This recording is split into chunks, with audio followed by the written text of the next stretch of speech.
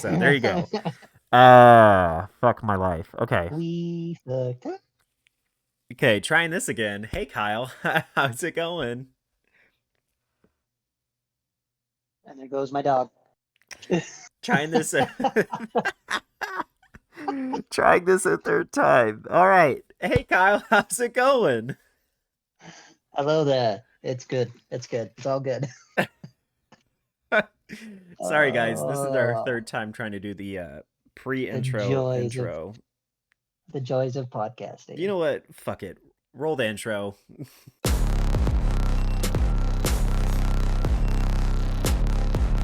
Hey Yeah, Kyle. yeah. How was your week, Kyle? Shit.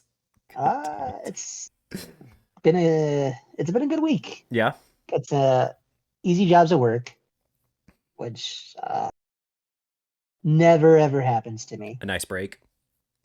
Yeah, when it's funny, when you're good at your job, you don't really get rewarded. You just get put on harder stuff. Crazy how that works, huh? But I mean, it's with that, it's nice to be, you can be trusted with that responsibility and stuff, and you get more hours and stuff like that. But yeah, it was nice to have an easy week at work. But work is boring. Who cares? Um, it's football season, fantasy football draft. Like I made my own league this year. Jeremy's in that, so Sports that's ball. kind of cool. Yeah. I love sports, and that like fantasy football is Yeah. nerdy in itself. It is. It is. Yeah. Um, we did our draft yesterday. I think it went really well. We're gonna have like a wrestling like championship belt for the winner, Oh, that's cool. just to Yeah, make it that's really completely cool. ridiculous. Yeah. But we have three people um like in the same place where we are, where I live, and three other people from different parts of the country. So I'm kind of just hoping someone from here wins, so I don't have Yeah. to ship it Ship it out there. twice. That's funny. Yeah. But I think that went well. Then my Oregon Ducks won yesterday, so that was fun. They put up freaking 81 points, which You, is insane. you want to know something that's going to make you jealous? So my absolute best friend from where we used to live together, Ethan, he moved over there to go to law school. He was at that game yesterday. Probably bored out of his mind. It was just 81-7. Yeah. Like it's insane. But I know like a fun little thing. Their mascot, uh, he does push-ups after every score. I think he ended up doing 546 push-ups. Oh my God. Dude, no. Yeah, Screw that. yeah, Screw that. yeah. And then I think for Labor Day we're having like a little Oh, yeah, that's family tomorrow. barbecue. Yeah, it's tomorrow. Or Having a little family hopefully barbecue. today. Hopefully, if we release this correctly, it'll be today. Yes. So if you are listening to this and our technology has not fucked up, happy Labor Day. Enjoy your day off Yes. if you actually get one, which you should. You should, yeah. Which, we'll talk about the history of Labor Day next week, actually, in our next episode, because we're going to be talking about the writer's strike, which means we're going to have to go into the history of unions, which means we're also going to have to go into the history of how fucked up workers' rights were all the way up until, like, not that far ago. So, Ba-doop-ba-doo. yeah. Also, which But as, how was your week though? Not to yeah, cut you off, but no, you're good. You're good. Um, it was, I mean, it was a week. It is what it is. The work drama has not gotten any better as far as people not showing up for their jobs and us having to cover for them.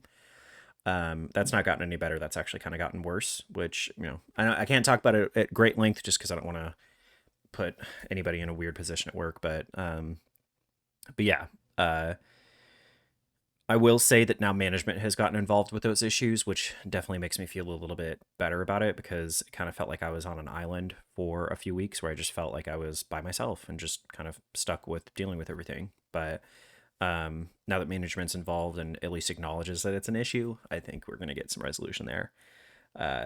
But That was work. Honestly, work is boring. We don't have to talk about work.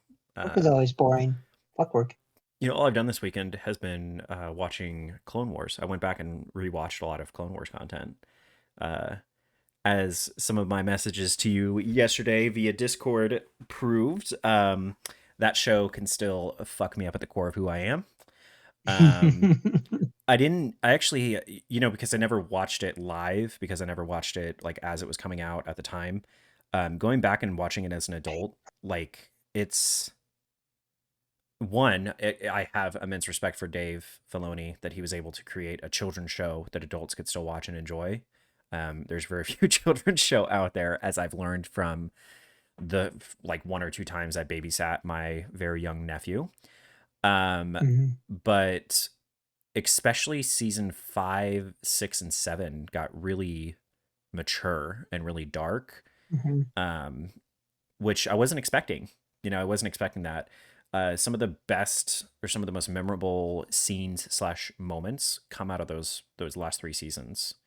Uh, Specifically, the one that I just watched was that one where all the droids get stranded on the planet, that weird like desert kind of planet, and yeah, yeah. they run into that clone commando who had amnesia, who crash landed there.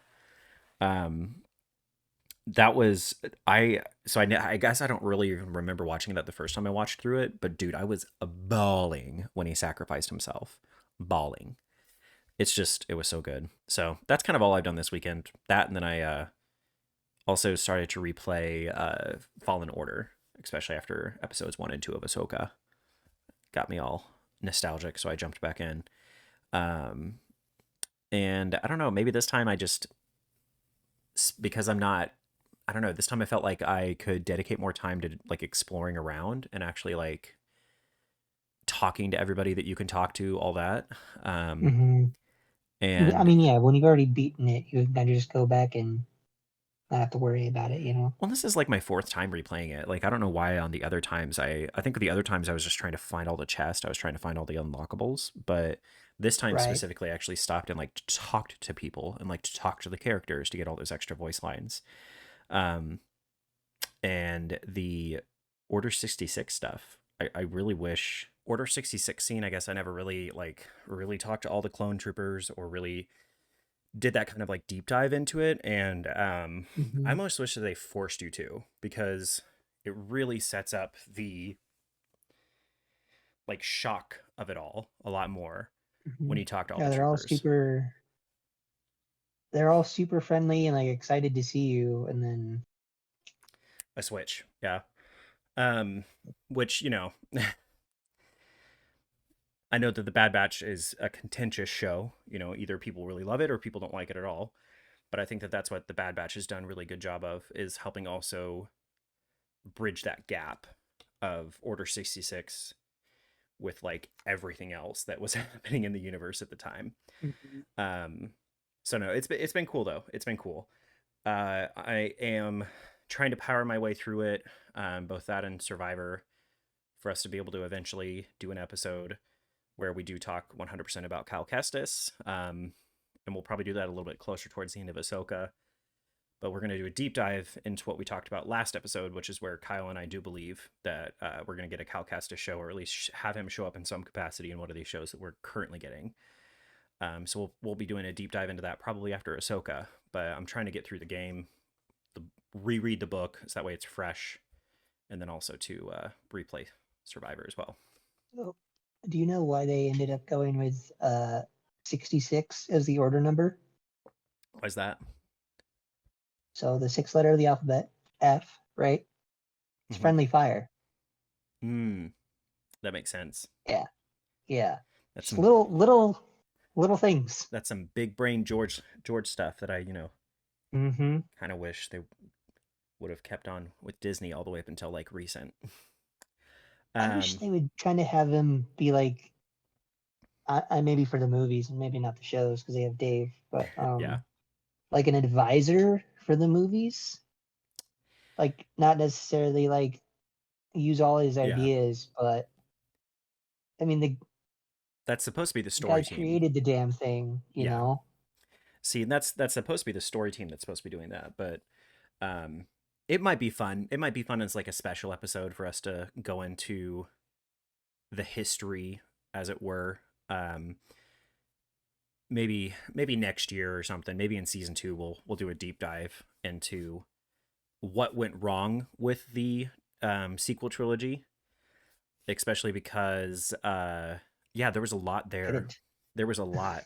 And it's interesting because specifically the story team was supposed to handle that, but yeah, we can go into the history of that at some episode. I think that'd be a fun episode to do.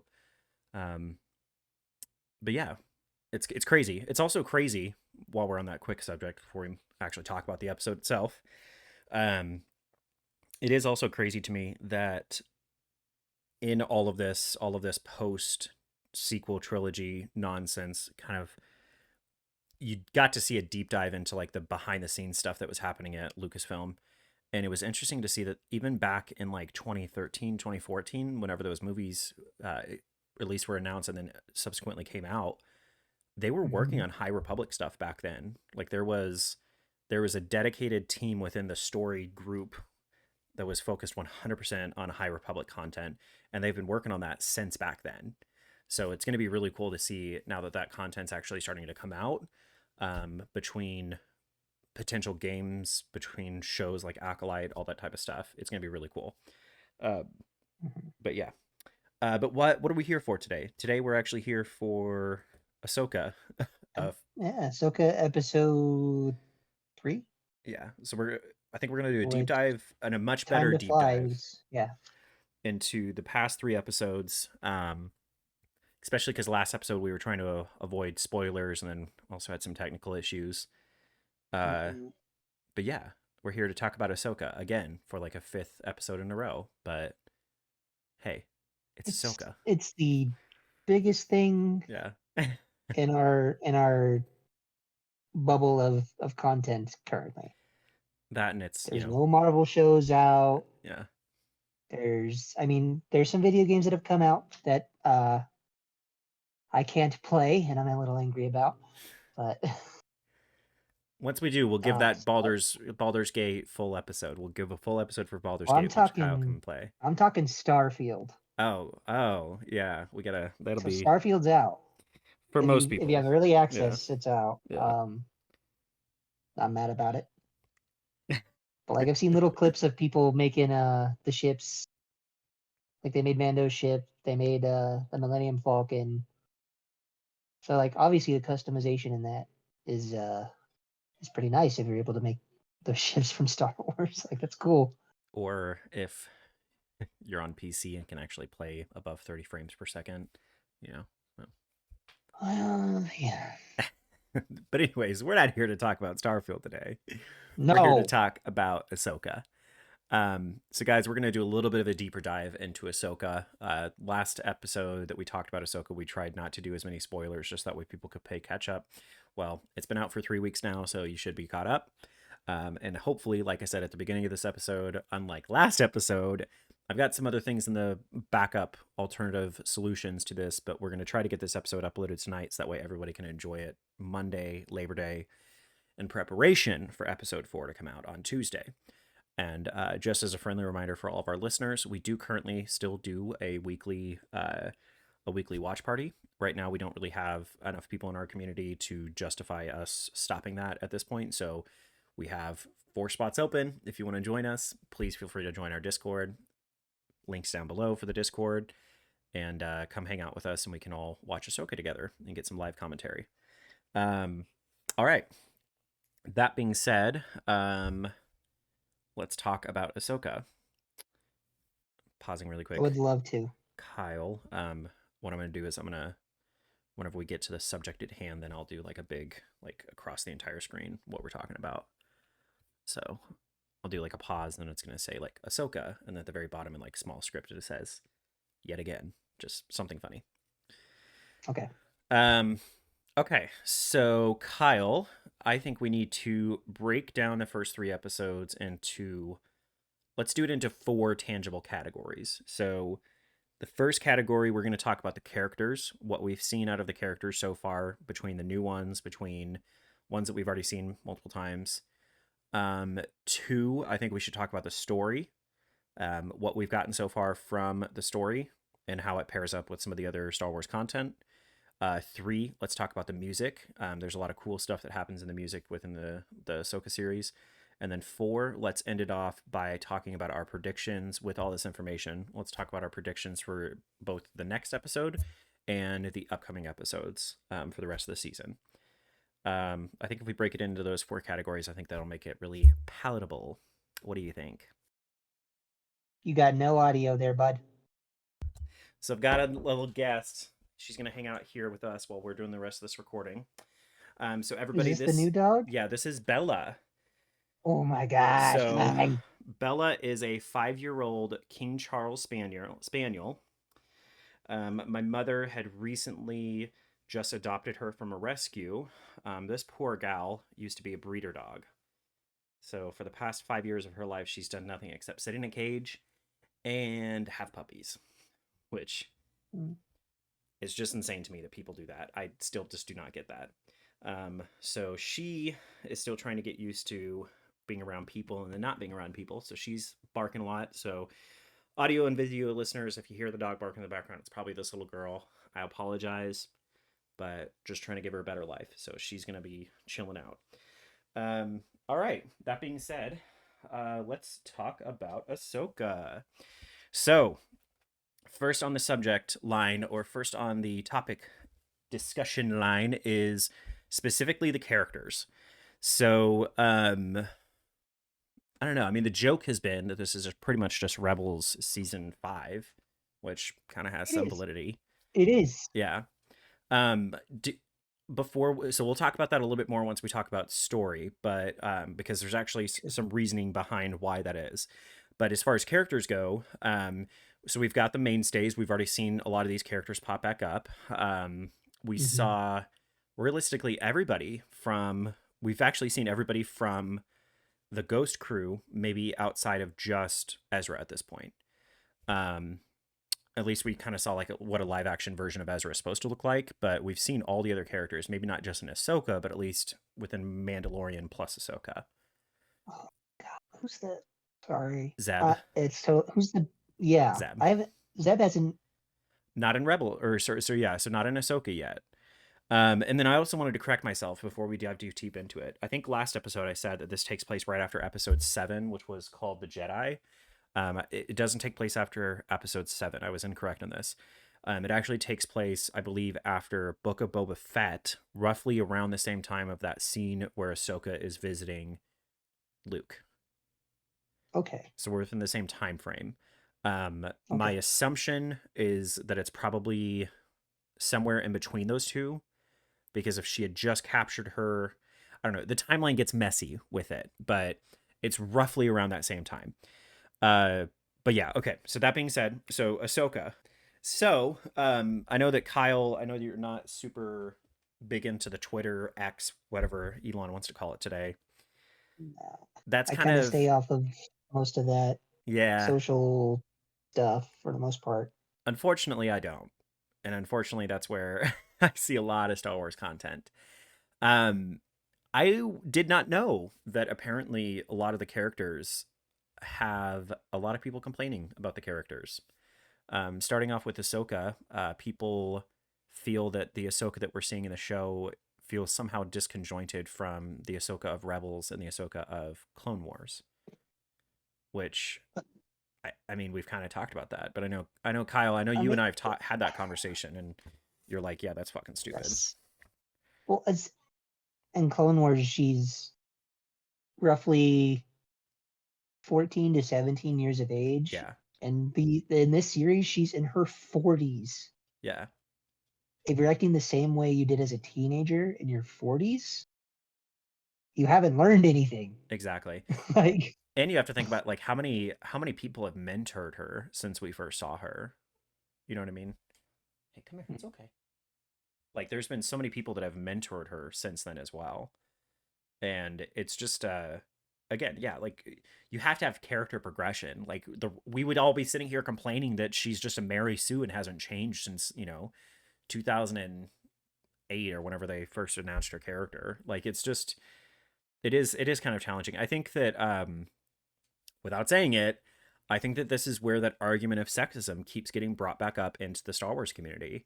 And the reason why I bring this up is to specifically talk about the next two characters that apparently are really hotly contested.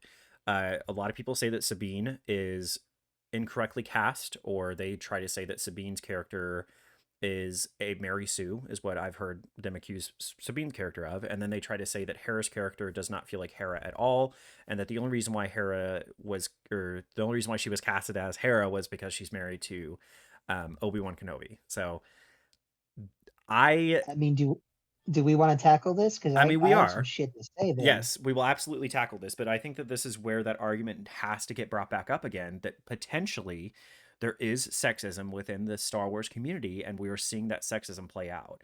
This is not like the sequel trilogy. The sequel trilogy, I can understand why somebody would not get behind Rey's character, because we've seen it Yes, fleshed out before, and because the way the writing was done, it absolutely was a Mary Sue that just out of nowhere yes, had all these powers. But that's not the case here. And no. um it's just it is frustrating. It's frustrating to me mainly because Rebels means so much to me as like a Star Wars creation, that all these characters mean a lot to me, so maybe I'm getting a little too taking it personally when I shouldn't. But it's not fair to say that. um Well, even with yeah, Sabine being brought up as a Mary Sue, um, she is failing in her training and nearly fucking died getting stabbed. yeah. So how is that a Mary Sue? Also, Like, I'd love to hear an explanation. and I mean, did It's anybody see not. her in Rebels? Like, did you see how much of a badass she was in Rebels? Like, she is straight Mando. She is a Mandalorian. She is a Mandalorian warrior. Hmm. She comes from an established Mandalorian clan. Like, it's just, it's insane. Um, Well, then, Unfortunately, the and the same stab thing window with is adding to the Mary Sue-ness, though. I don't know if you knew that, but that's one of the reasons people are like, well, Qui Gon Jinn died from it. Why does she survive? right. But we went over this last episode. Qui Gon Jinn laid there for God knows how Yeah, long. 20 to 30 years before this with no medical attention. She had people right there with her right after she got stabbed, pretty much. And yeah. it's in the future. There's better medical whatever the hell. She was also on And was Lothal. She was on a yeah, very established city like that, compared to the right. bowels, the literal core of the planet, like Qui Gon was. That whole sequence happens in the core of Naboo. Like, it's just, anyways. Hmm. I mean, moving And on to even Hera, though. like Let's talk about Hera. with yeah, Hera, like, it's kind of the same deal with Ahsoka, where, like, think of the last few episodes of Rebels. If you haven't seen it, I'm gonna spoil it. The love of her life fucking dies right in front of her. Yep. She's not gonna be the same person. And again, And then she was like even in her 20s at that point, though, too. She was in her late 20s, right. early 30s that we saw her in Rebels. Rebels happened almost 10 years ago. It was 5 years Hmm. before the Battle of Yavin. This show is taking place roughly 6 years after the Battle of Yavin. So that was almost 11 years ago, actually, that we saw these characters. Again, the characters are going to progress. The characters are going to develop. The characters are going to become aspects of themselves that they used to Right. not And be. then she is now a single mother. Yep. That being a parent also changes you. Also, she Changes just the way you look at survived things, a changes the way you war. act. Like, she is a Yes. war survivor. Like, there is Yes. so much complexity there that they have to write into the characters, that you don't just get to see a copy and paste of Hera out of Right. Rebels. Right. And if you think Mary Elizabeth Winstead wasn't cast on her acting merits, you're an idiot. And Like, and that's just how I sorry, feel. yeah. Again, and that's where I think it's a sexism argument to say that the only reason why this character got cast as this character is because she knows a famous man who was also famous in the Star Wars, like, or because she's married to a famous man out of the Star Wars universe. Like, that is inherently sexist. It is sexist to say that this woman only got hired because of nepotism and not on her own merits, when her acting career shows it.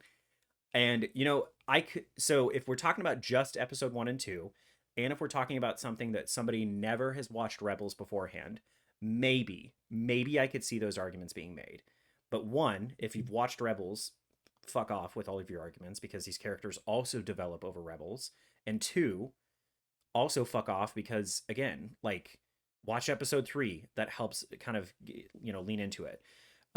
So speaking specifically, let's talk about those three characters in episode 3 as well.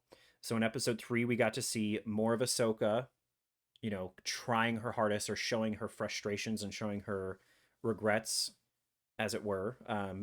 We see a lot of subtlety behind what she's showing from her body language.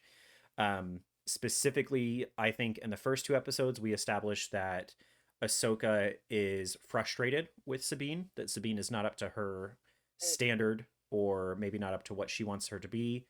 And then episode 3, we see that shed away and we see her to start really to trust her apprentice, which is a lot of, I mean, that's pretty much the main focus of the episode.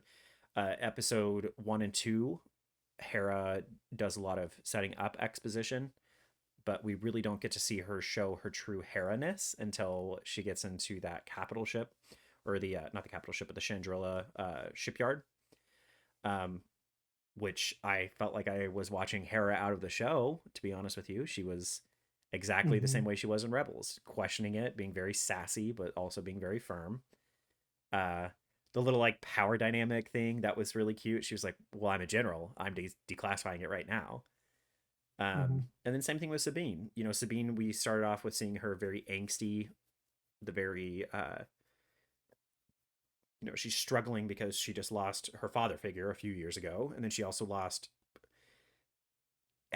I don't, I mean, the cat's kind of out of the bag on that one. I don't know if it is perpetuating that it's I don't. 100% love interest or just somebody that she really cares about. I'm not sure which it's supposed to be there because they were young, they were like young still. I don't really Yeah, know what the dynamic is. you're looking at the mic. Well, and especially after I kind of went back and watched the first season of Rebels, after the first two episodes of Ahsoka, I just kind of let it play in the background while I was at work. Um, it's very apparent in episode or in season one that that in a sense he's kind of viewing her as like a romantic kind of partner, or at Mm-hmm. least like he's interested in her that in that way, but that all kind of fades away with the more the seasons go on, and you see that they've Yeah. established themselves more as family members. But I don't know, the show is definitely doing that. I think that that's all honestly just creative writing, just trying to keep us on our toes, trying to keep us thinking of what is going on. um but I don't know. I think a lot of the complaints that people had out of the first two episodes with the characters, in my opinion, completely got shed in episode 3. But before we dive into that, let's talk about some of the other characters that we saw show up. So who are some of the other characters that we saw show up from episodes 1 and 2, and also episode 3, outside of our We had girls? Morgan Elsbeth. Yep, who we found We out was had a Night Sister, which was pretty fucking cool. yeah, I thought all the yeah. Night Sisters were gone Um, outside of Marin. apparently not. Apparently not. Yeah. So that's Balin Skull, Mm-hmm. who's I don't want to call him Sith at all because I really don't think he is. Well, there's a Then term that we could use for it, but you refuse to use that term. it's Grey Jedi isn't a thing. And then what's his apprentice Shin? Is that her name? I can't remember her name. I fucking crazy bitch who never blinks. Yeah. She's playing the crazy role Um, so well. She's doing such a good job with yes. it. It is awesome. What's weird is like I haven't heard. I guess I don't go into fucking comment sections on the internet, so I haven't really seen any complaints Unfortunately, I do. really. But Kyle saves himself. I do. I've heard from what I've seen, like they've both been received well. Very well. I Very well. know I mentioned it last week, but Balin Skull is my favorite character so far. And it's really sad that, Just gives a very, yeah, very like Qui-Gon Jinn sort of like wise, been through it yeah, vibe, and he seems to give off sort of like a father figure, protector sort of thing yeah, with his apprentice Padawan, whatever that dynamic is. whatever she is. Yeah, Um, but I just those two together, I think they're kind of like obviously it's cool to see the main yeah. characters, but those two I think are a real compliment Mm-hmm. to the show. I don't see them as like truly evil. Maybe the what's her name? I swear it's Shin, whatever her name is. She might be there, but I don't see Balin as like he's just kind of doing what he can to make money Yeah. more so than anything. Um, Well, and I think that that's what's sad. At like two things on that. Like one, the fact that like it is Ray's character is actually pretty established as one of the breakout stars of the show, like a breakout characters, mhm. and it is really sad. It is really sad that it feels like we're never going to be able to see this character come to his full circle if they do keep him on after season one, which I believe they will. I I don't know how they would. Well, I think they're gonna have to do it. I don't know how they're gonna do it from a writing standpoint. I know it's gonna fuck them, kind of like when Carrie Fisher died. That completely ruined the Last Hmm. Jedi.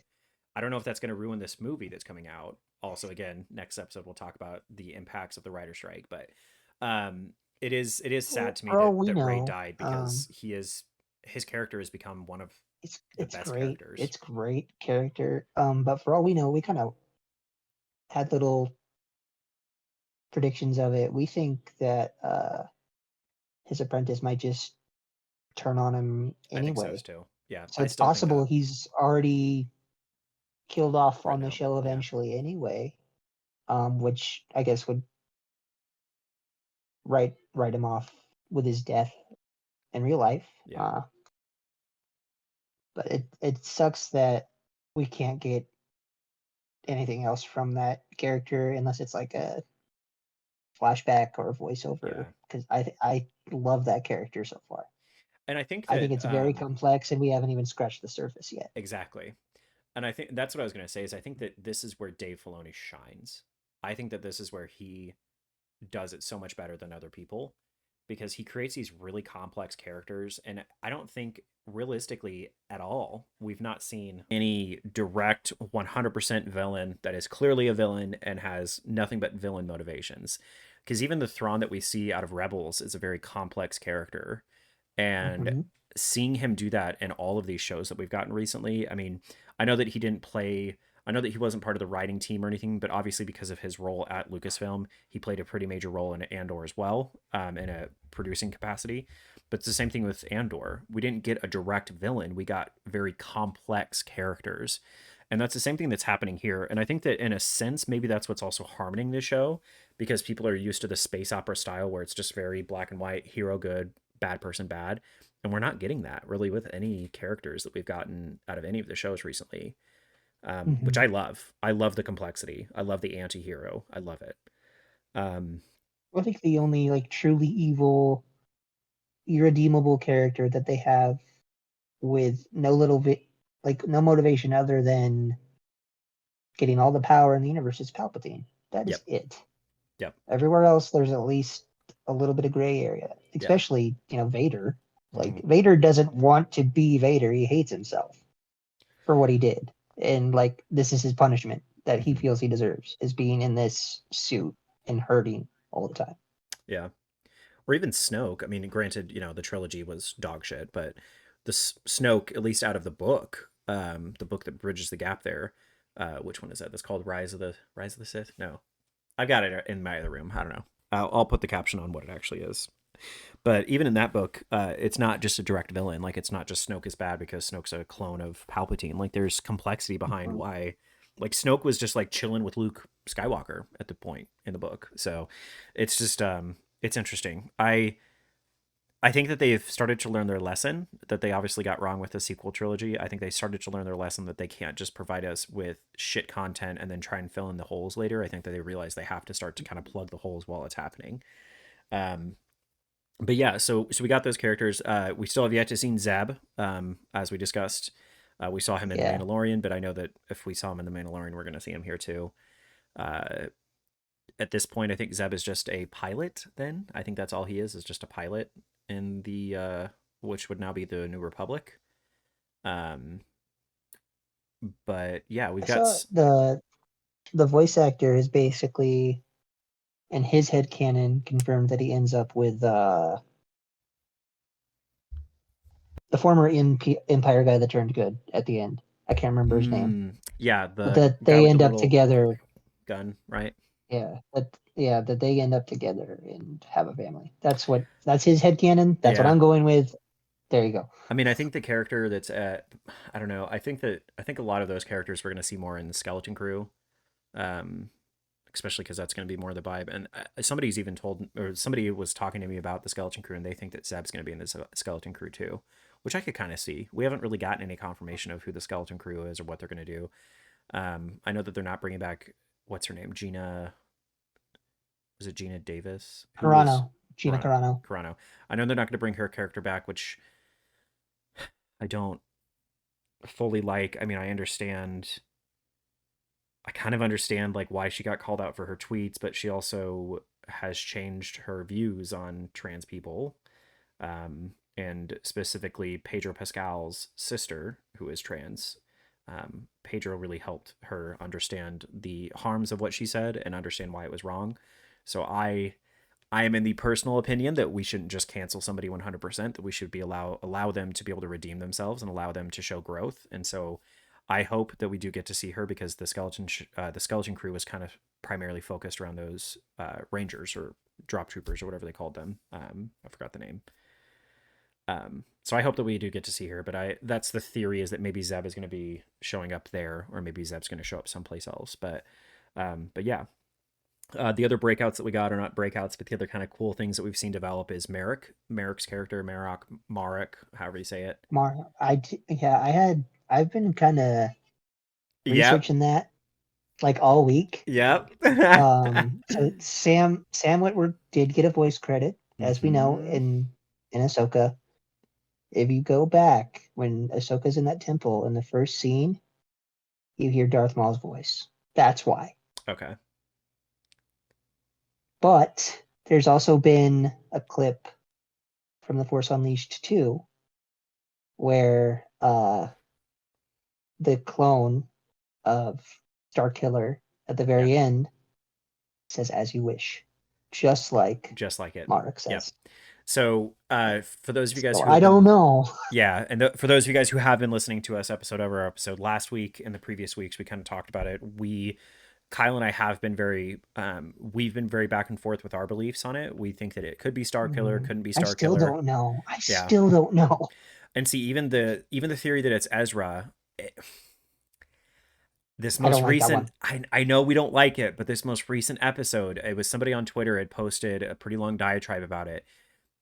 If you do really focus back on it, there's Ahsoka can tell, especially in their fight scene, Ahsoka can tell that there's something off there. And it's not like this is just somebody I should not be seeing right now. If you look at the body language, it is, I can see why people are making that argument. I don't personally agree with it yet, because I've not seen enough evidence to support that yet. I also think there's too many contradictions to that. But I genuinely can see why people do think that it is Ezra. And if it ends up being Ezra, I think that is a fantastic writing choice. I don't know how they're going to get to that point, but if they do make that Ezra, I think that would be a really, really cool writing point to show. If they have a way to explain it, yeah, to where it makes sense, then yeah. But if it's like what we were saying last week, where like, well, Thrawn hasn't escaped and somehow Ezra did, it kind of defeats the whole purpose of them looking for Thrawn in the first place. If Ezra just got out, you know. And that's, it would take Cole a lot of creative writing behind it. Cole brought up a theory he saw where he thinks, he saw that there was some sort of necromancy thing where it's Kanan as Marek, and I was like, that would completely undo the giant sacrifice he made. Yeah. And I don't know. I also would not support that theory at all if it was not if it really was not Freddie Prinze Jr. It has to be him. Like, he is Kanan. Like, the difference between like, to me, it's the same reason why they had to bring the voice actor in for Bo-Katan, because she is Bo-Katan. She's Bo-Katan. The difference that we're getting with some of the other ones, with Thrawn as well. Like, there's nobody that can do Thrawn the way that Thrawn was created in that capacity.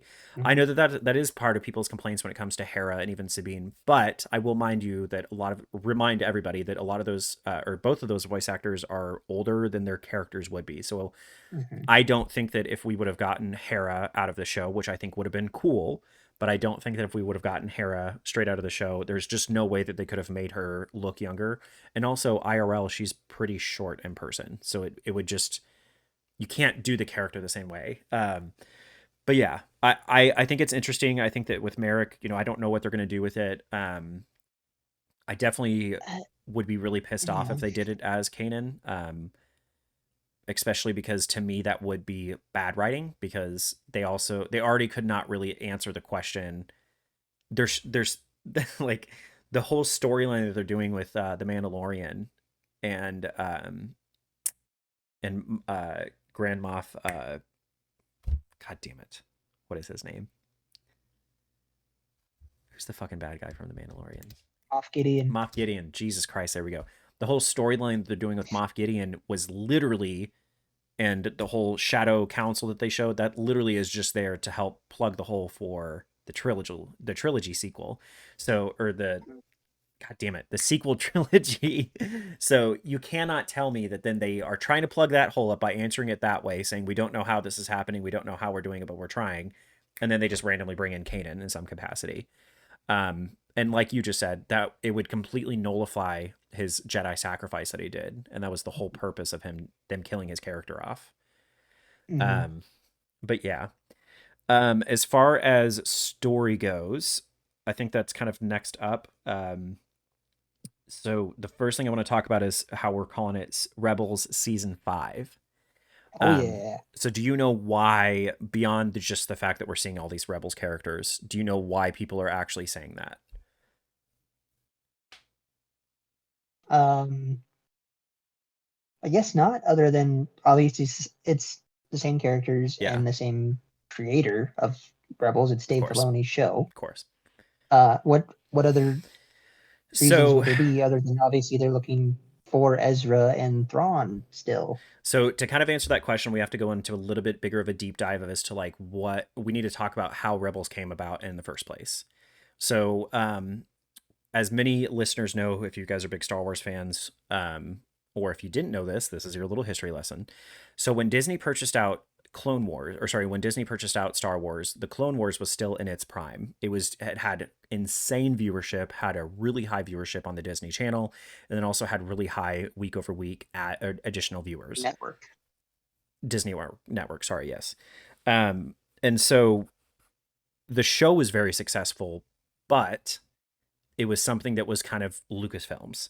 So when Lucasfilm came in and purchased, when Lucas came in and, sorry, when Disney came in and purchased Lucasfilm, they actually canned the Clone Wars show.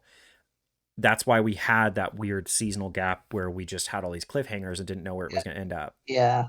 Yeah. And the biggest reason why they ended up doing that was because they wanted to shift all of the focus and all of the team over to Rebels. The challenge, though, was that Rebels had a significantly lower budget than what they had in Clone Wars.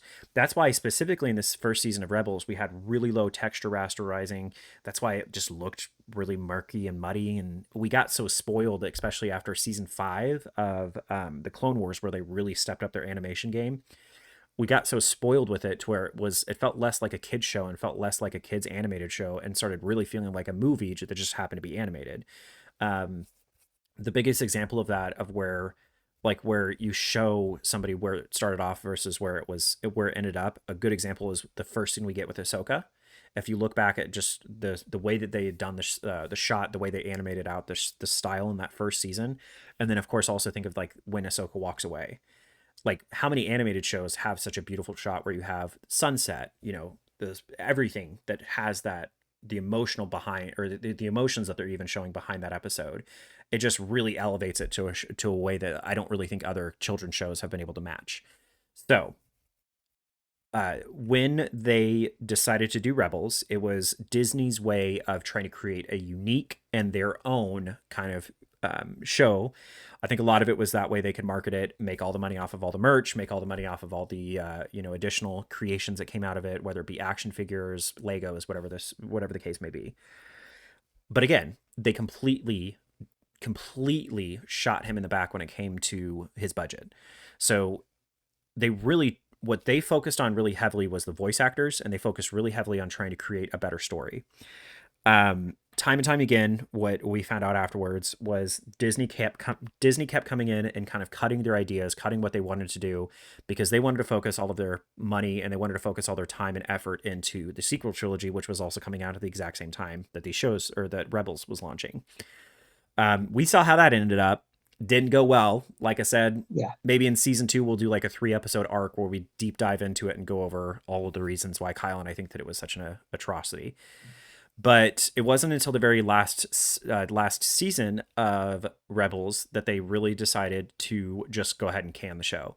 The reason why was because they were trying to use the metrics that they were getting out of the Clone Wars as what they should expect when it comes to Rebels. Even from like the very first launch, it was a lot like Andor, where the launch of Rebels was not good at all. Didn't do well, really underperformed, and then their weekly viewing was almost a third of what they had with Clone Wars. So they did decide to cancel the show after 4 seasons, but it wasn't supposed to be like that. They had a fully written out season 5, or fully mapped out season 5 of what to expect and what they wanted. And scripts actually have started to leak, especially afterwards. Scripts leaked as to what we never got out of season 5. And in traditional Star Wars form or traditional Dave Filoni form, what he does is he cherry picks little bits of content from what we've already seen or contents from Legends and then brings it into the modern age and does it in a really tactful way. And so that's why a lot of people are saying that this is season 5. It's not just because we're seeing a lot of the same characters and they're kind of continuing the story that they didn't get to finish in Rebels, but it's also because a lot of the story that we're getting and a lot of the circumstances that are happening are stuff that should have occurred in season 5 if Dave would have gotten what he wanted. If Dave would have gotten what he wanted, we would have seen a Sabine and Ahsoka, training. We would have seen him, her start to train him on. And I think also too, I think in a script they actually did find Ezra in season 5, and then he also started to train underneath Luke Skywalker, which was their way to try and bridge the gap there and make it to where Luke's failed school also had all these people that we're seeing, pop out of that. So that was my very long-winded rant, but that's kind of why it's season 5 of Rebels. There's more nuance behind it, more than just people bitching about it. What's interesting though, talking specifically about the story, it's interesting seeing little tidbits come out from Clone Wars, especially going back and watching Clone Wars like I've done this past weekend, seeing those little tidbits, specifically that space scene, the space scene that we saw out of season 3. People blew up about it. I mean, if you were able to actually hear the recording, I started screaming at the top of my lungs because it was so fucking cool. But people blew up about that on Twitter. Apparently, again, that was really contentious. Didn't think it was going to be, but it really was contentious. People did not like that. People said that it was like not canon. There was no way that that could happen. But I'll remind everybody that Anakin did it in the Clone Wars. And it's very similar. The way that Anakin did it was very, very similar. I think also Plo Koon. Didn't Plo Koon also do it in Clone Wars season 1? Whenever they were... Yeah, because that was that scene. I think it was right after he saved all the Jedi. That was like the scene where he was like, they were like, why do you care, sir? Like, why does it matter? We're just clones. And he was like, it matters to me. Yeah, it's just it's interesting. It's interesting. I just watched that the other day. Did you? Yeah, that's a really really good episode. I went back and watched that after I saw that Easter egg pop up. But yeah, I think it's just interesting. I think it's interesting that we're seeing all these tidbits, but the thing that's cool is that they're not doing it where it's not connected to her in some capacity. So the other times that we have seen it in the Star Wars universe, they've been connected to Ahsoka. Plo Koon, who was the person that found Ahsoka and wasn't her first master, but it was her first mentor. And then, of course, you also see the Plo Koon relationship really develop throughout Clone Wars. And the other time we saw it was Anakin, and Anakin was her master. I think what I also commented on whenever we were watching it was the only other time that we've seen those mag shoes really show up was recently, at least, was actually in the Cal Kestis book. He's wearing mag shoes. Mentioned that, yeah. Yeah, he's wearing those mag shoes in the very first few chapters, or the first little scene that we see out with of the book. The Plo Koon thing. There's some people that think that was Balin's master. That would actually make sense with the orange lightsaber. I could totally see it. That would make sense with the orange lightsaber. very similar mannerisms. Yeah. For the listeners who maybe don't know a lot about who Plo Koon is, or kind of the lore behind that, Plo Koon was one of the council members at the time that at what would have occurred at the time of the prequels, episode 1, 2, and 3. Plo Koon was also the person that did find Ahsoka, and he was known for having kind of an alternative view on the Force. He was known for being more about balance between both the dark side and the light side, but not doing it in a direct, open way. He also was known for being like one of the only people, granted, this is now in Legends, this isn't canon anymore, but he was also known as being one of the only Jedi to be able to use Force lightning. Um, Not in a dark lightning way, but like Force lightning in the comic book that it appeared in, it was like a yellow, like a glowing kind of bright lightning. Also, Plo Koon had like 3 different lightsaber colors throughout like the trilogy or the prequel trilogy, but in canon, he has 3 different lightsaber colors as well: blue, gold, or blue, green, and then I think in canon technically it listed off as like a gold color, but it's much more of an orange color. Uh, Yeah. um, which is kind of one of the things that got brought up whenever we saw Balin and his apprentices' lightsabers. We haven't seen orange lightsabers like that in any series. We've only seen it in games and Only in the video comics. games. Games and Yep. comics, yeah. So yeah, I think that that's a cool theory. I think that that's pretty interesting, and I would definitely see it. Plo Koon is at least what they tried showing his character as in the Clone Wars animated series is that he is still emotionally driven, which is not super common for the Jedi. Um, Mhm. but I think that that was also trying to show that he was, I mean, in old canons, what was Legends, he was kind of like the oddball, the kind of guy that didn't really pair up well with anybody else on the council. Yeah, I think it just kind of makes sense. Yeah, especially the especially the emotions and also kind of just their, yeah, that really does make sense. Um, so yeah, I mean, I think that's kind of it for characters and then story. Oh no, shit. These two pair up, so these are characters and story driven. So we did get to see Mon Mothma finally. We saw her in the trailer, but we didn't really know when she was going Yeah, to show up. So we got to see Mon yeah, Mothma. We also got to see, I very forgot what cool. his senator's name was, Senator Zeno. Yeah, Senator Zeno, who also shows up in the Resistance animated series, which was like a complete flop. uh, Didn't even want anything to do with that, yeah, it was not honestly. good. It was Nope. much, that was a show that was 100% marketed towards children. So you as an adult, Yeah. anybody that's listening, don't go and watch it. It's not really worth it. It also doesn't add anything expositionally or canonically. It doesn't add anything that, it's not worth it. No. Anyways, so that was kind of cool that we got to see him have a little bit of a cameo in this, kind of get to see where he started off as. Um, but specifically that scene. So before we dive into the other 2 scenes I want to talk about is the spaceship scene, and then I also want to talk about Hu Yang a little bit. But before we get into that, before we try to end out the episode with those 2 things, I do want to talk about specifically Hera and specifically Mon Mothma. So something that we've been shown time and time again through Genevieve O'Reilly's acting. Is that who it is? Did I just completely butcher the name? Yeah. It's Genevieve. No, Okay. that's what it is. I don't know why I just was thinking of Captain Phasma, who it's, I can't remember who plays Captain Phasma, but it's another character named Genevieve, so I always get those 2 mixed up. Anyways, so Mon Mothma. It is cool seeing somebody who has been playing this role in a sense for almost like 15 years. It's really cool seeing her develop her character into a much more mature character. So Mon Mothma, the very first time that we actually saw her was in deleted scenes out of episode 2. Never got to see her character play, and then again deleted scenes out of episode 3 as well. We did get to see her in Rogue One, which was kind of cool. But again, her Yep. character was very, very kind of on the fringe. But where we really got to see Mon Mothma's development was in Rebels. Again, Rebels definitely leans into everything that we're watching now. I highly, highly, highly recommend that if you have not watched Rebels, you go and watch Rebels in some capacity, even if it's just passively watching it while you're watching Ahsoka. We really got to see her character develop there. It's the same exact voice actor who then ultimately did play the character live again, on top of Mhm. already playing the character live. The Mon Mothma that we got to see out of Andor was very complex, and we got to see a lot of subtleties. I think that what her actress does, or sorry, her as an actress, what she does better than anybody else that I've seen in the series so far, both between Andor and this, is her body language, the subtleties. not the direct speech. Specifically in that council scene, I know that I had commented on it several times, but I kept focusing on Mon Mothma for some reason. Maybe just because she's one of my favorite characters in Star Wars.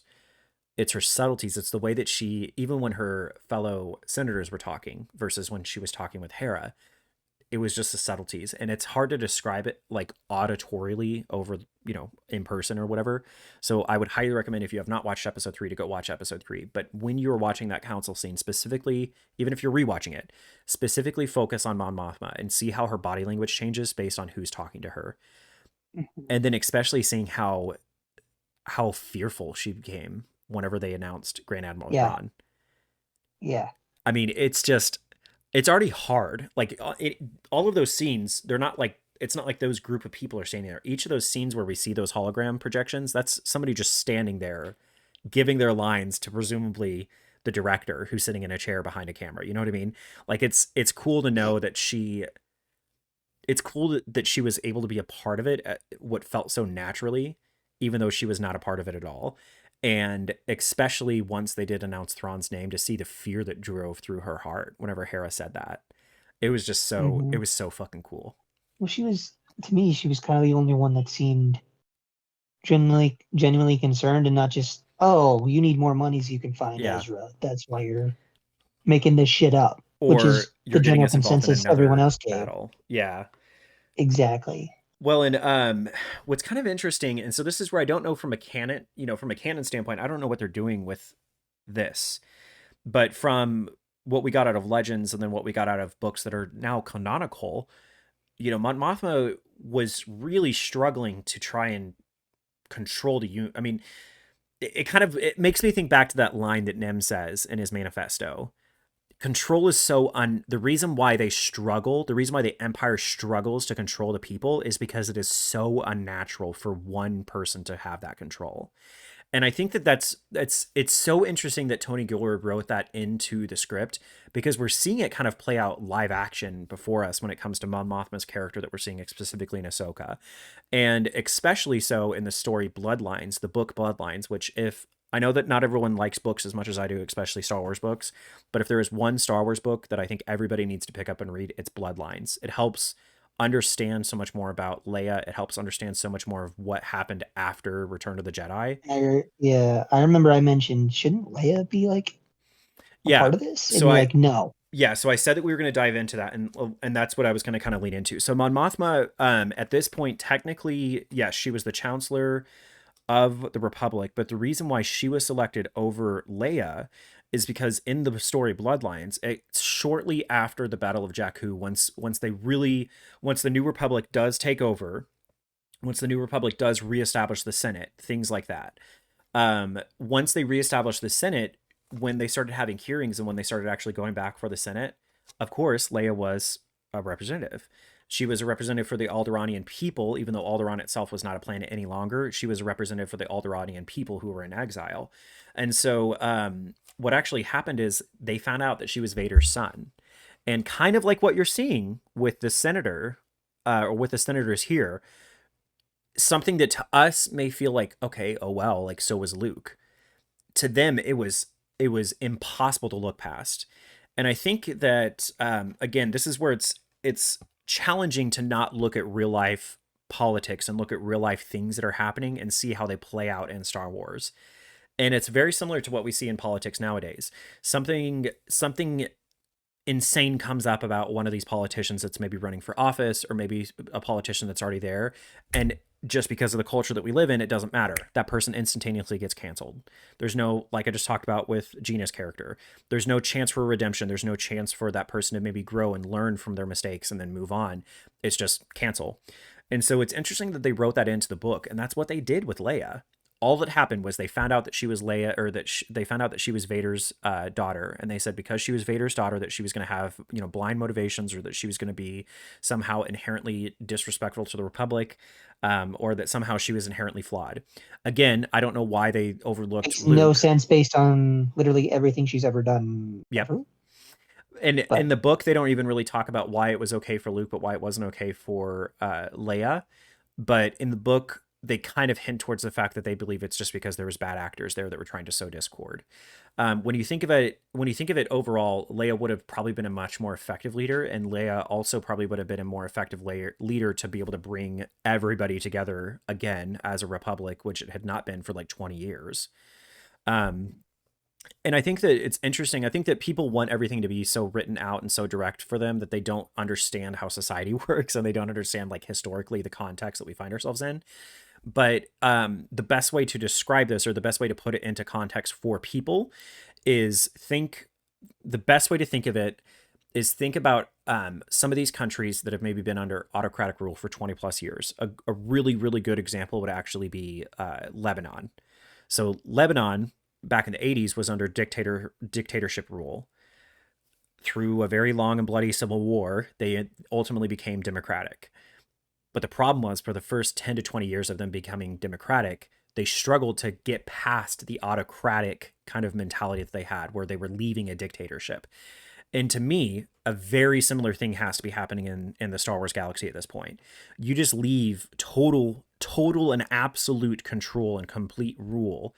And then to have that disappear like that is what creates the vacuum that then did create the ability for the First Order to rise, or the resurgence of the Empire. But also, too, think about what that must affect everybody on a day-to-day lifestyle. There was no Senate. The Senate has been abolished at this point for 10 years, or no, not 10 years. It would have been abolished for 6 years, because it got abolished right before A New Hope. And that's part of the reason why the rebellion is the rebellion.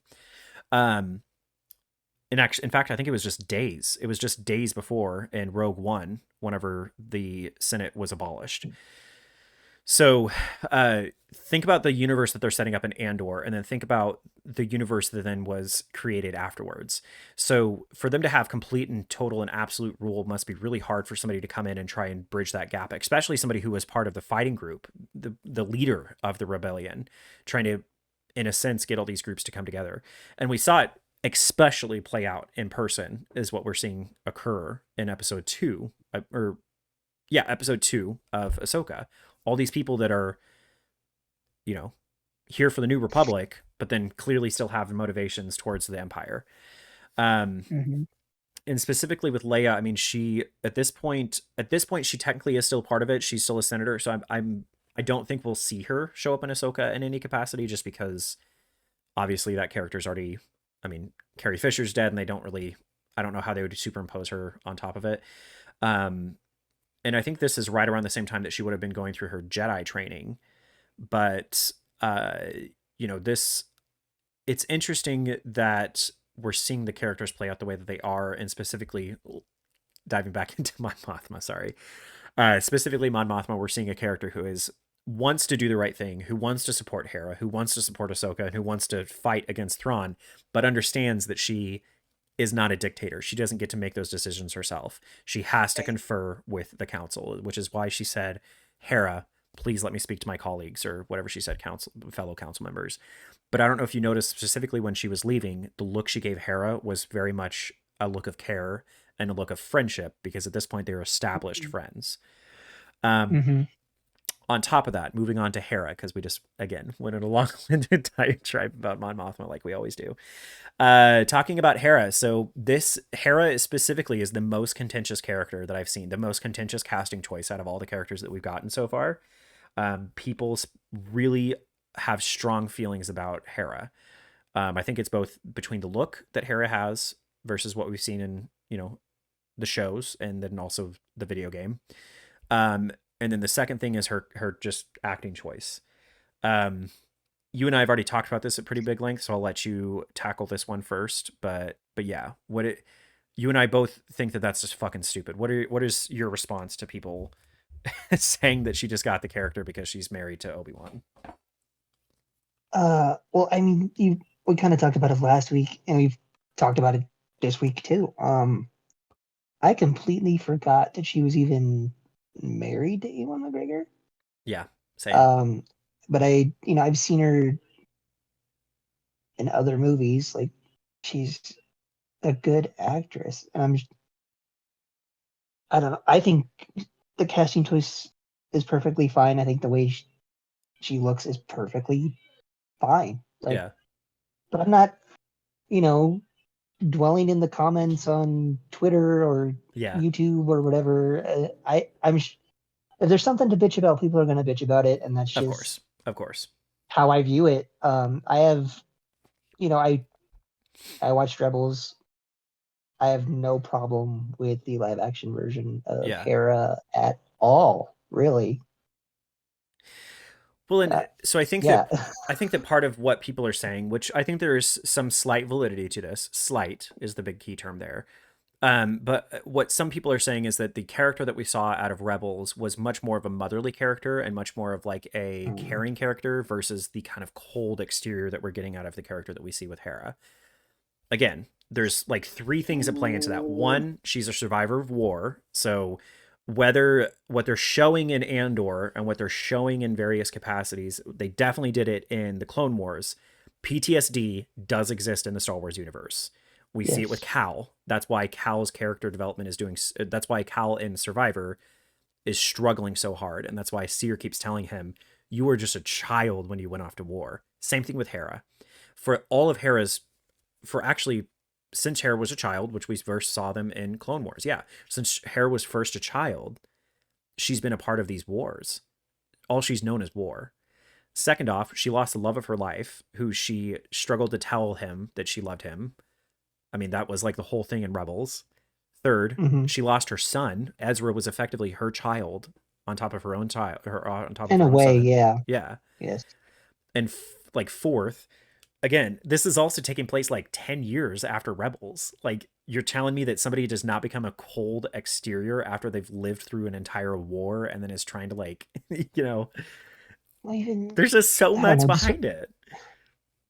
with a counter argument, she's convincing Ahsoka pretty much through the first two episodes to give Sabine a chance. Yeah.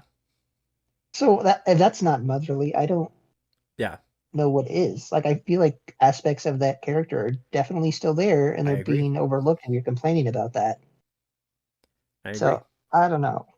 And even then, the sassy side that we're seeing out of her is exactly what we saw in Rebels. That's Hmm. what we saw. Hera literally did that in Rebels. The time that she like completely told leadership to fuck off and then went and did a mission by herself, like, or went and did a mission on her own. I mean, ultimately, yeah, she got like six, A-wing pilots killed, but whatever. But it's the same thing. It's somebody who, to me, it's kind of like Poe Dameron's character. Like, people hated Poe Dameron. Either they hated him or loved him out of the sequel trilogy, but it's to me it's no different than that character. Poe Dameron was incredibly complex, even though he was incredibly incredibly supportive of the resistance. He also fought with generals all the time about what he thought was better than what they thought. Exact same thing with Hera. Hera is a rebellious general through and through. She is somebody who has survived war. She's somebody who survived losing like literally all of her family. It to me, it's no different than what we're seeing with Cal with Survivor. You have a very broken character because everything that we thought was established, or everything that we thought meant that this character had purpose, got torn away from Cal. Exact same thing happening here. So I don't know. I think that a lot of people's complaints, to me, got answered in episode 3 with the acting that we got out of episode 3. But you know, Hmm. people that are like you said, people are going to complain just to complain. Some other breakouts we got were Chopper. It was really cool seeing Chopper live action. Um, I think it's really cool that they did not. Their Chopper is doing all of the Chopperisms that we still saw. Who else? Who's some of the other characters that maybe we've seen as breakouts? Oh, we got to see Jason. I know you still hated that.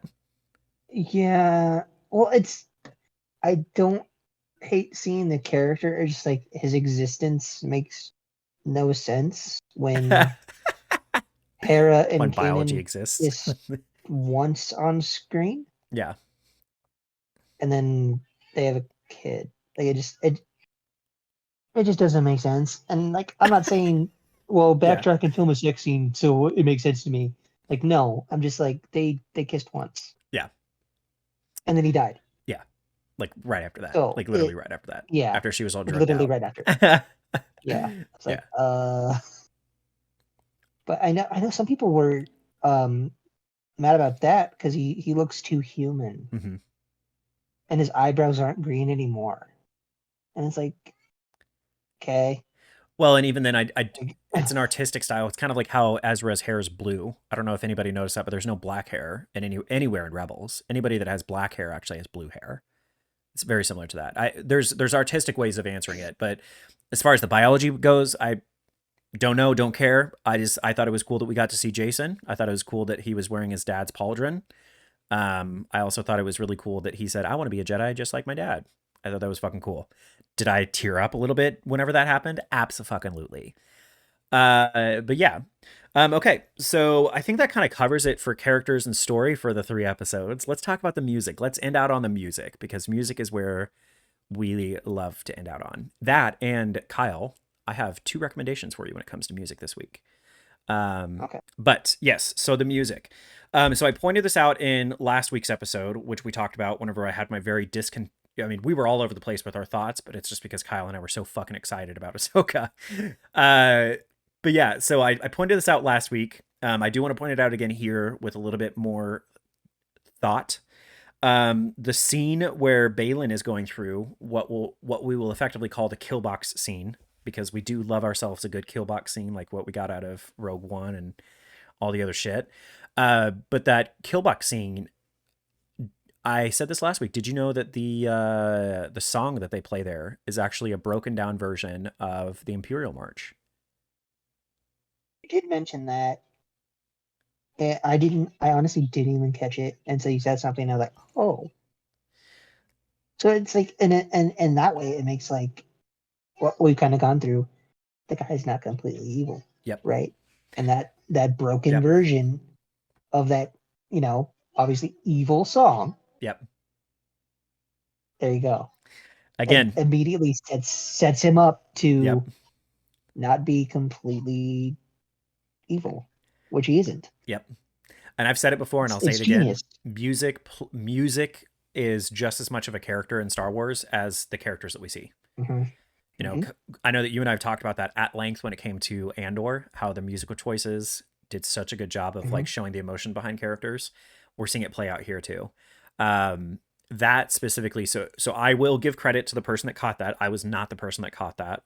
I know that the person that put it on a YouTube video was probably not the person that caught that, but I did want to give a shout out specifically to Eckert's Ladder. That's where I had heard that little tidbit, that little bit of a little bit of an Easter egg there about the Imperial March thing. Super, super cool guy. If you are deep into Star Wars lore like Kyle and I are, definitely go check out Ackert's Ladder on YouTube. They do amazing stuff. It's also a really cool channel because he does all the lore content that comes out of Legends 2, which is cool because you get to see like how Cool. stuff plays into it. Anyways, so yeah, so specifically that Easter egg was really cool. The fact that they were trying to show that it is the same character, like you said, but not the same character. Like it is somebody who's scary and evil because he's going through and killing people the same way that we saw Vader do it twice or more times. More than that, actually, because we saw him do it in Rebels. We also saw him do it. Yeah. But we got that. And then also the other kind of cool aspect of the music is that they are perpetuating early Lucas art or Lucas films, early Lucas wants, needs, and desires in this show as well. Which I saw somebody say that this show is almost like an opus to specifically George Lucas. Um, the reason why I say that specifically, if you go back and look at the concept art for A New Hope, which at the time was just Star Wars, but if you go back and look at the concept for Star Wars, and if you also go back and look at the concept art, or starting at the concept, but a lot of the inspirations that he got, shot for shot inspirations that he did in the first few movies, it's very, very, very, very heavily influenced by a specific Japanese director, which the name always escapes me. I'll voice inserted it in here. That director. um, so it's cool seeing it play out. We see it happen with Hu Yang. We see it happen with the training scenes. We see it happen in a lot of different places. But they were really pushing that Japanese influence narrative behind it very, very heavily, which we see very cool in in the music. The Yeah. yeah, the opening of episode 3, the training scene, very cool, with that Yeah. music Oh style. yeah. And it was a little bit different than A New Hope, but it definitely like put me back to Mm-hmm. where Luke has the visor over his Yeah, head and has that little droid firing lasers at him. Like immediately, that's what it reminded me of. And so the person that said that it was kind of an opus to George was talking about the master and apprentice dynamic, and this was a very very long thread. It's like 8 or 7 tweets or something like that, but it's trying to show all the the parallels between these master apprentice relationships that we're seeing. It talked about it, Sabine and Ahsoka, about how that's very similar to the relationship that her and Anakin verse had, because if you do remember back, and listeners, if you remember this back to, or if you remember back to when we first saw Ahsoka show up in Clone Wars, it was like constant fighting between her and Anakin. Anakin felt like she was trying to abide too much by the rules. She felt like Anakin was just too all over the place. Very similar thing that we're seeing with Ahsoka and Sabine, where they just fight about stuff. They have a very tense relationship starting off. But Even Hera brought that up too. She's mhm, like, I'm sure your master was frustrated with you sometimes. yeah, which I think we're going to see that exposition happen. What we saw out of the trailer, we're going to see that happen more with Balin Skull. That's why I think your theory is correct. I think that you are correct in saying that Balin did know Anakin, and that's how Anakin's going to play into the series. Um, but that being said, it's interesting because this dynamic also was trying to show how Dave is George's apprentice. Dave is the person out of Mm-hmm. all of Lucasfilm who has been the one that spent the most time with George, who has been with George the longest, and who is, in a sense, the person that's continuing on George's vision. What I also did not know until this little thread, George actually has played a very major role in the development of the show, and specifically played a very major role during the production stage of the show. Um, Good.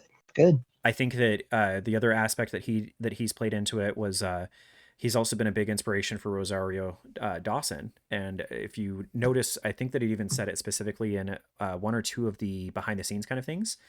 But it does kind of talk about that a lot. So yeah, so I think that master apprentice dynamic is being shown specifically with him, and I think that that's why we're seeing so many throwbacks to the original Star Wars trilogy in this show, is because Mm-hmm. it's really like a magnus opus to him, where we're just saying thank you, George. Well, and then, in my opinion, of everything Disney has done since buying out uh, Lucasfilm and all that, this is the most Star Wars thing I think they've put out. Yeah, Like it feels the yeah, most like Star Wars to me so yeah. far. Not to Which, say that like everything they put out is bad. Like Rogue One was great. mhm. A lot of the other shows are really good, obviously. But just with everything the show has going on, it to me it feels so much more like a George Lucas thing, Yeah, I guess. exactly. It feels like it's still a space opera, which shows like Andor, Mandalorian. Those are shows that they're supposed to be something else. It's supposed to be like with the Mandalorian. That's the storyline that this somebody we thought was supposed to be bad and anti Jedi is actually turning out to be a really good guy, and he's bringing up one of the strongest force wielding species that we have. So that has its own thing Mm. going for it. Andor is not meant to show us lasers and shooting and blah blah blah blah blah. Like No. it's supposed to be the people. It's supposed to be the rebellion. It's supposed to be how the rebellion started Mhm. and how these people got to the point of rebellion. What's cool about Ahsoka is that this is back to the original, ground. We're not talking about random ass people. We're not talking about, we're not trying to just develop the story of somebody else, trying to create a new character. We're trying to show characters that we've already seen. We're trying to show characters that we've already seen do the stuff that they've already done and in a better way. And we're trying to bridge that gap to where we get back to the Jedi. We get back to the basics. And that's what's been really nice about this. It makes me excited for Mhm. Acolytes. It makes me excited for these shows that are coming up that are going to be doing the same thing, where it's back to focusing on Jedi. And it's not to say, I mean, Andor is still my favorite Star Wars content and favorite series of all time. Like Andor still holds Right. that for me. But this is cool because this is back, like you said, it's back to Star Wars. And it feels for the first Mhm. time like it's part of that same Star Wars universe that we already know. Not like the Mhm. trilogy or the sequel trilogy, which just felt disconjointed from the very first scene. Yeah. Yeah. We're gonna get into that at some point. I've purposely been like not wanting to do episodes about it because I know it's gonna be super negative. Yeah. But And it's going to take a lot of we have research to. behind us. We're going to have to put a lot of Yeah. work behind it, but Oh my gosh. we eventually will. We'll probably have to break it down into multiple episodes because I don't think we can talk about it effectively in one. But yeah, look forward to that, guys. And then yeah, I know that you've got D&D soon. I'm sorry, I know that we're totally running over our time limit here. Um, But man, today's been a good day for the podcast. Yeah, a lot going on that we haven't. We're kind of keeping behind the scenes for now, but Yeah, it's. I'm feeling um super positive about it. yeah. Um, Again, guys, check out. Well, in episode 15, we're going to be lining out all the stuff that we discussed today. But huge shout out to Cole. Cole, thanks for sacrificing some of your Sunday to hang out with us today. I know Matt wanted to as well, but Matt, totally get it. You've got a family and you've been playing Destiny stuff, which Matt and I still need to do our little Destiny deep dive, which we'll put out in one of these episodes once we can talk about the new content. But yeah, Cole, thank you so much for hanging out with us and talking to us about that earlier today. We kind of did like a board meeting, as it were, guys, where we just kind of got the brain trust behind it, and we're lining stuff out. We'll line all that out in episode 15. We'll talk about our Patreon. We'll talk about our tiers. We'll talk about kind of the future of the episode, or the future, sorry, of the podcast. We'll talk about the past, all that jazz. Um, but yeah, I think this is kind of a good point to end it up. Definitely let us know your guys' thoughts, guys. Comment down below on the YouTube video, or comment down below wherever you see this posted. Uh, Definitely leave us a review. Please, please, please leave us a review. It helps us understand what we're doing and how we're doing, and if we're doing stuff right or wrong. And then also too, it also helps us get out there and helps our content reach more people. Um, Beyond that, next week we're going to be talking all about the writer's strike, and that's going to require us to talk a little bit about unions. If anybody that's listening to this episode, if you guys want to give us some of your thoughts on the writer's strike, or if you want to give us some of your thoughts on what's going on, definitely comment down below or send us an email at trustinthepod@gmail.com. But yeah, that's what to expect next week. And then, like I said, episode 15, we're going to be talking about big picture stuff. With that being said, Kyle, I will let you say goodbye to everybody. Yeah. If you watching on YouTube or wherever you're listening to us, thanks for hanging out. Yes. Join us for our watch parties on Discord. We're gonna have links to that all over our little personal pages on socials and stuff. Yeah, just thanks for hanging out for a little bit of your day. Yeah. And as always, guys, please remember that you matter to us. You're very important, and you do have purpose. And if nobody else tells you at the end of the day, we love you and we care about you, and we're really glad you're around.